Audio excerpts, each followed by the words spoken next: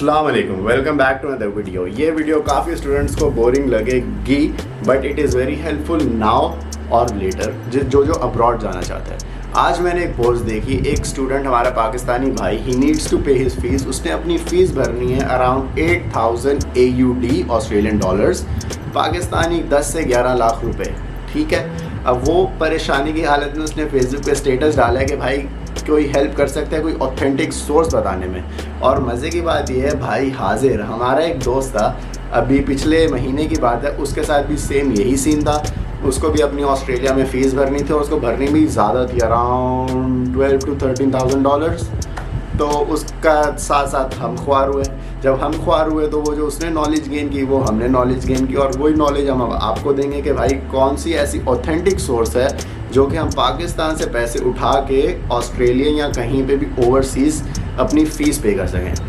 तो बाकी सबकी ख्वारी बचाते हैं और इस वीडियो को शुरू करते हैं। तो भाई शुरू यहाँ से होता है कि काफ़ी सारे लोग आपको अलग अलग मशवरे देंगे। फॉर एग्ज़ाम्पल भाई फ्लाईवेयर यूज़ कर लो, वेस्टर्न यूनियन यूज़ कर लो आप, या क्रेडिट कार्ड यूज़ कर लो। तो लेट मी टेल यू, कर तो सकते हो, मतलब कर सकते हो, बट हर किसी के अपनी कोई रुकावट होगी या कोई मसला होगा या कोई परेशानी होगी।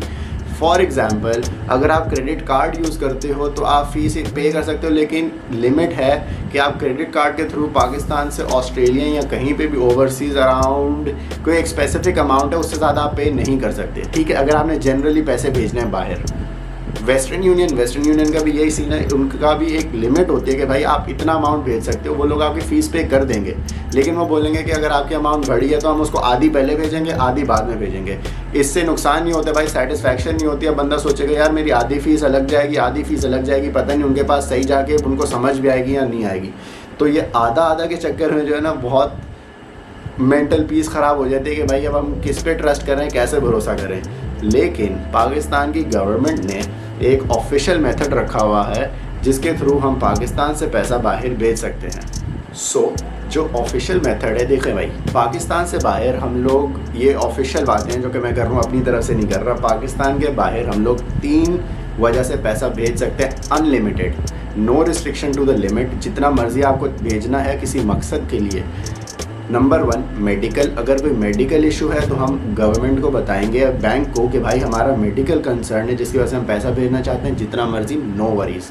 नंबर 2 एजुकेशन, जिस पे हम आज बात कर रहे हैं कि भाई एजुकेशन की वजह से हमें पैसा बाहर भेजना है, ये गवर्नमेंट ने अलाउ किया हुआ है पाकिस्तानी सिटीजन्स को, ये ऑफिशियल है। ठीक है, कोई इसमें मसला नहीं है, आप जितना मर्जी पैसा भेजना है आप बाहर भेजें, कुछ नहीं होगा।